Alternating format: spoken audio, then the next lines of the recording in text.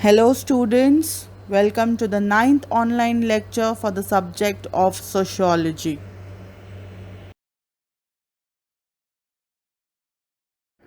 My dear students, today we shall begin with a new chapter, that is social institutions. Let us now try to understand exactly what social institutions are, its definition and characteristics.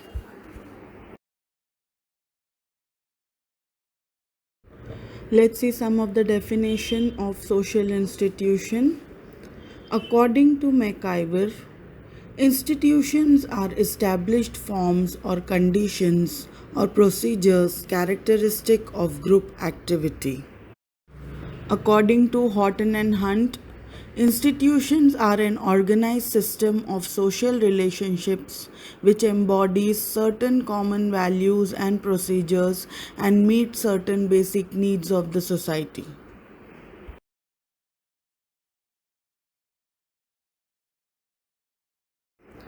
The definitions imply that institutions consist of number 1, a set of behavior norms and values. Number 2, a system of social relationships through which these norms are practiced. Example: the family as a social institution practices a set of behavior, norms, and values like child rearing, love and affection, protection, moral support, etc., and also a system of social relationships which includes a network of roles and statuses, that is, wife, husband, father, mother, etc. The important point to be noted here is that this set of behavior, norms, and values and the system of social relationships is recognized and approved by the society because they are the machinery through which society carries on its activities. Institutions therefore lie at the center of sociological attention and are the main building blocks of society. The activities get established as proper and appropriate through repetition. They are the habitual ways of living together which have been sanctioned, systematized, and established by usage and then by the authority of the community.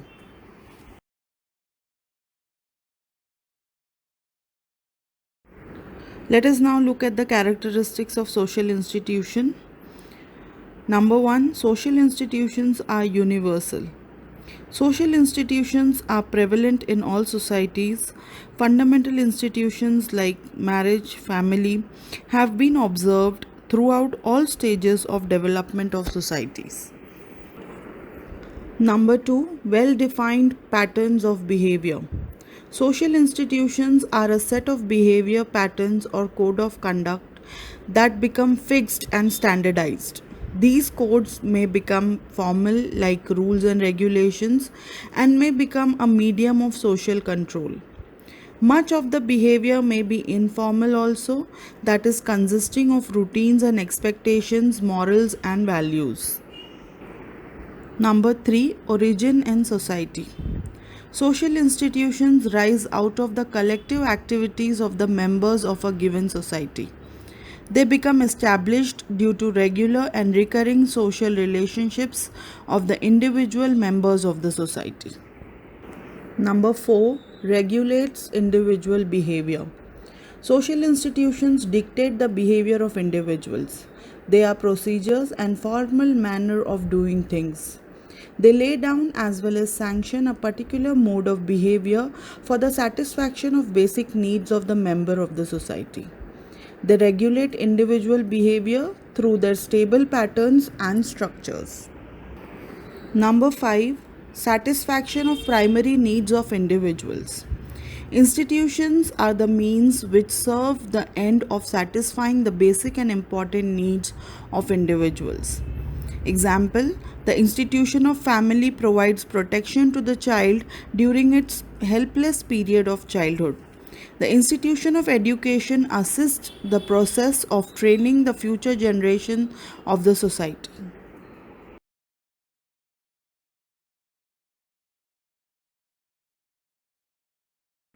Students, after understanding the meaning of social institutions, let us first try to understand the most important social institution of the society, that is the family.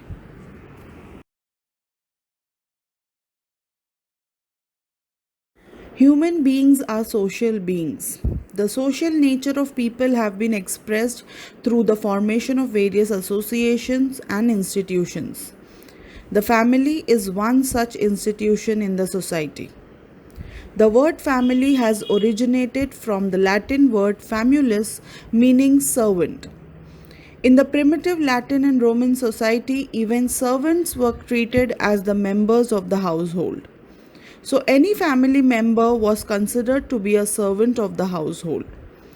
In very simple terms, the family refers to all those persons who have descended from one ancestor.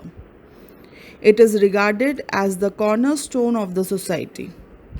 It forms the basic micro social institution, and it is difficult to imagine how human society could function without it. It is important both for the individual as well as the society. It is natural and the least formal association existing since the beginning of human life on earth.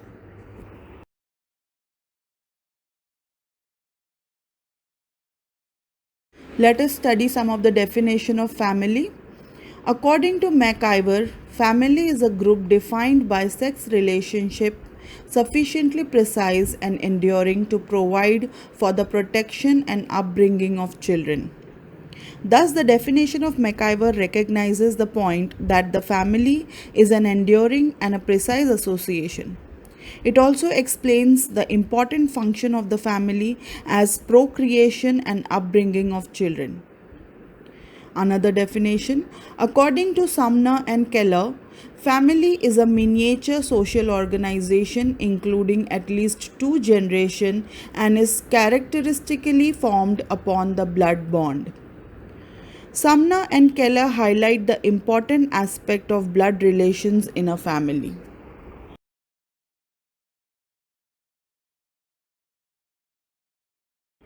Students, it is important to note that the family is an association consisting of two or more individuals. These groups normally include adult married partners with or without children. Joint families may include many individuals with parents, grandparents, and children. Family is also an institution. It has certain rules which are followed by its members. These rules may be related to marriage, property, etc. The rules that the family members follow may be informal, but all the members are trained to accept and follow them. Thus, we can say that family is an association as well as an institution.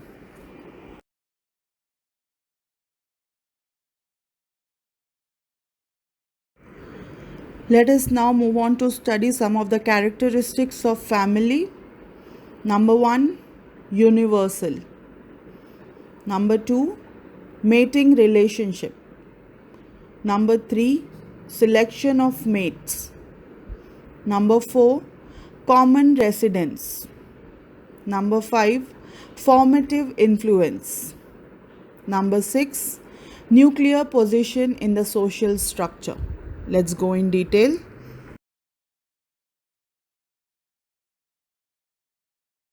Number 1, universal.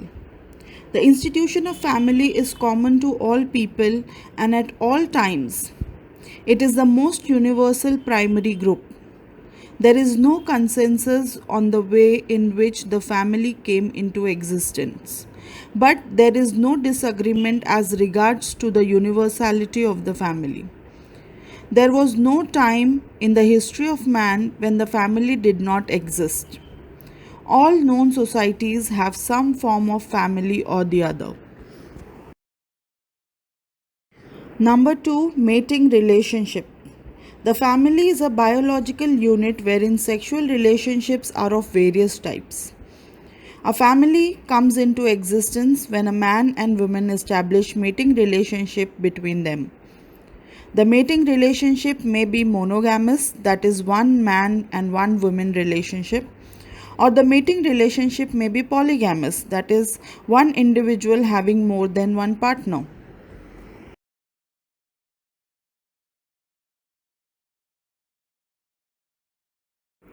Number 3, selection of mates. In a family, there is a selection of mates or life partners. These mates are called the husband and wife after the performance of marriage ceremony. Wife or husband may be selected by parents or by elders, or the choices may be left to the wishes of the individuals concerned. This selection may be based on caste, class, religion, and other considerations. Various rules govern this selection. Number 4, common residence. Family requires a home or a household to live in. The residence may be patrilocal, that is, belonging to the father, or it may be matrilocal, that is, belonging to the mother. The residence may also be neolocal, that is, a couple may establish a separate home of their own. The patrilocal residence is more common today. There also exist a few matrilocal families across the world and also in India.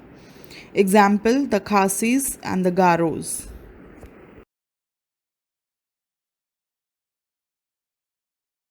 Number 5, formative influence. A child is born into a family. It is in the family that a child grows and becomes an adult. The family thus provides the earliest social environment for the child. This environment will have a lasting influence on shaping the personality of the child. In the family, the child learns many lessons related to customs, traditions, etiquettes, mannerisms, morals, values, etc. Thus, the family trains a child for his or her future or adulthood. Thus, early socialization begins in the family. The first few years, particularly, have a lasting impact on the personality of an individual.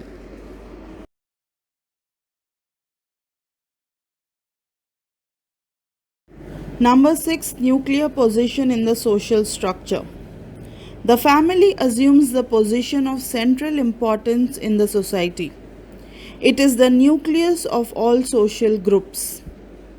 The whole social life is based on the influence of the family. It is the basic unit of the society. In simple societies, that is tribal and rural, the entire group rests in family. Even in complex societies, the family has an important position in the social structure.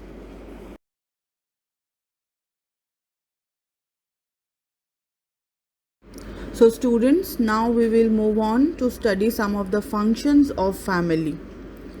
Number 1, socialization. Number 2, regulation of sexual activity. Number 3, emotional security. Number 4, economic stability. Number 5, social identity. Let's go in detail.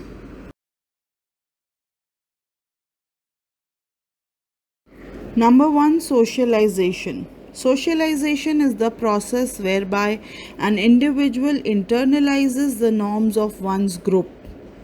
The family instills into the child the values, morals, beliefs, and ideals of the society. It prepares the child for participation in the world and acquaints him with the culture. Family is a mechanism for disciplining the child in terms of cultural goals. It transforms the child into a civilized adult. It also channelizes the drives, impulses, and desires of an individual in a way approved by the society.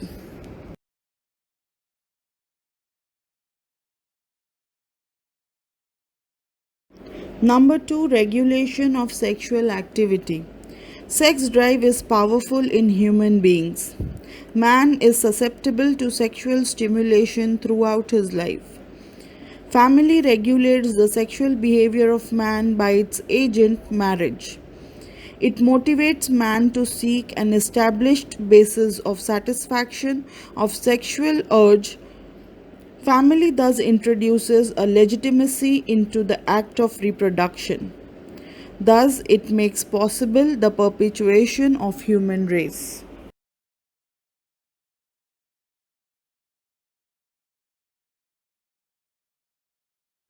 Number 3, emotional security.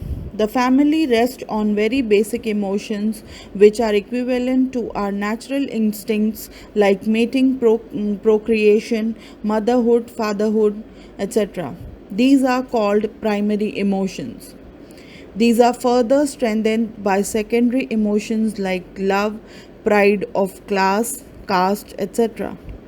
The primary and secondary emotions are main bonds that binds together the members of the family and keep them united. The family also supports the individual in difficult situations when he or she experiences stress, strain in life.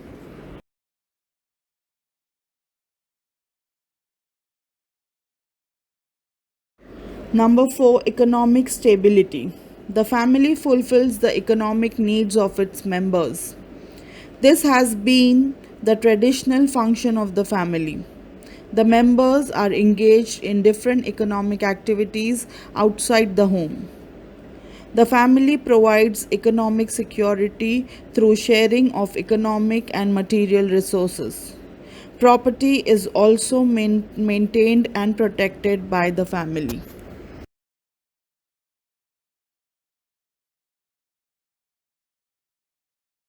Number 5, social identity.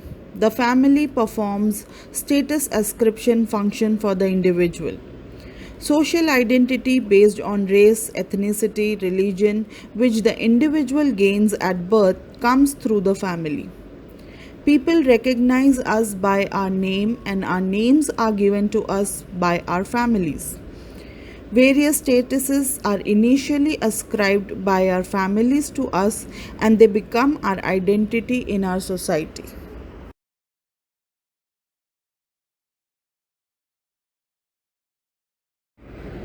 Next, we will move on to study the different forms of family. On the basis of structure, family can be classified into two forms. Number 1, joint family. Number 2, nuclear family. On the basis of authority, families can be classified into two types. Number 1, matriarchal family. Number 2, patriarchal family. Another form of family that has emerged in recent years is the 21st century family. That is number 1, single parent family. Number 2, cohabitation. Number 3, step parenting. Let's go in detail.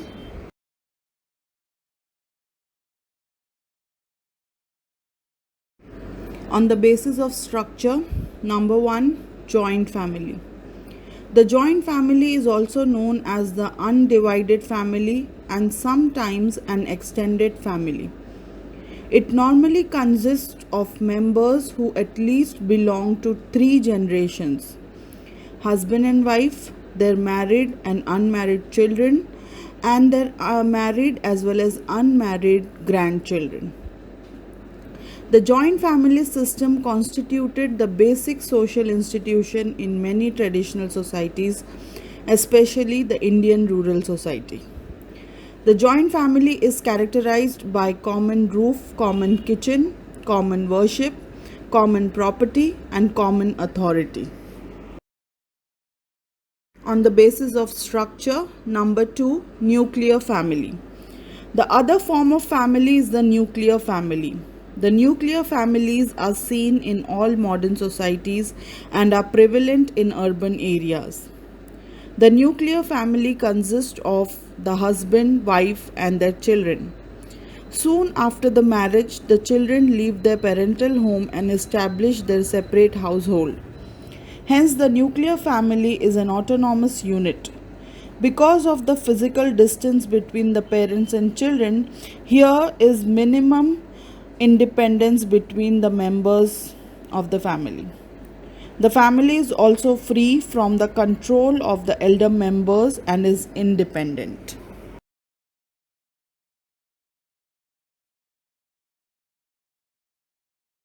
On the basis of authority, number one, matriarchal family. It is also known as the mother centered or mother dominated family. Here, the mother or the woman is the head of the family. She is the owner of the property and the manager of the household. All other members are subordinate to her. In matriarchal families, the descent is traced through the mother, and daughters inherit the property of the mother. After the marriage, the wife stays back in her mother's house, hence, matriarchal family is matrilocal in residence.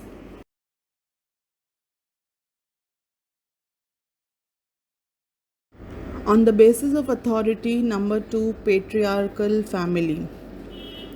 The patriarchal family is also known as father centered or father dominated family.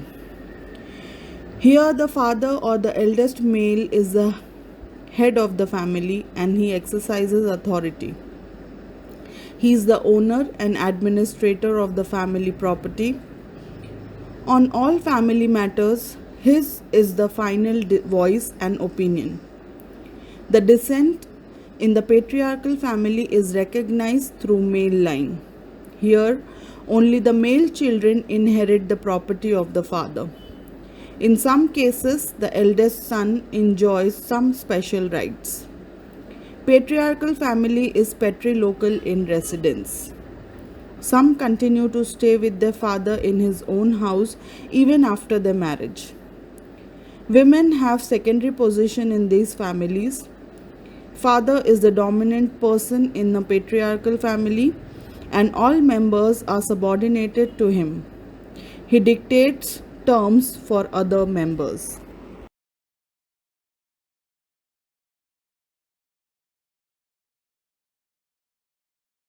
21st century family.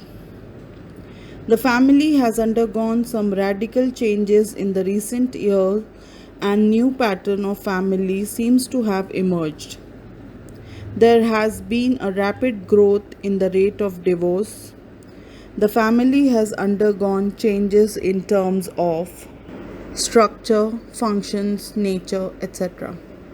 All these have been altered. Various factors, social, economic, legal, technological, have been responsible for these changes. The changing roles of women has put additional pressure on the family to adapt to dual earner households. All these changes have affected the family as an institution. Thus, we see the emergence of new types of families and newer family relations emerging in these recent years. 21st century family. Number one, single parent family. A new type of family that has emerged in the recent times is the single parent family. Majority of such families are headed by single mothers. Such families emerge as a result of separation or divorce of the husband and wife or by death of one of the two. It is very disadvantageous to the children and interferes with their personality development.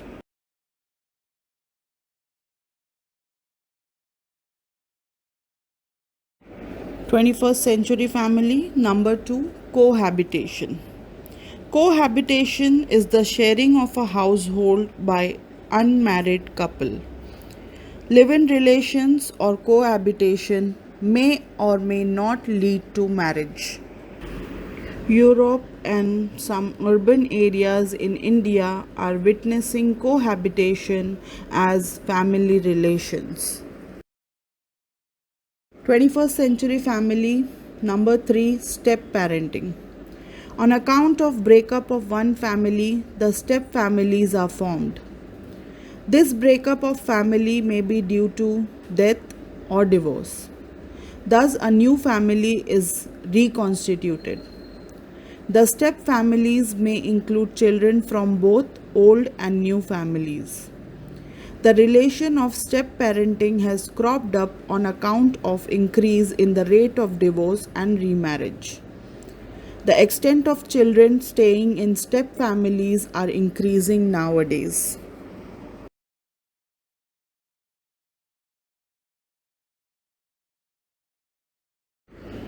With these, we conclude with the social institution of family.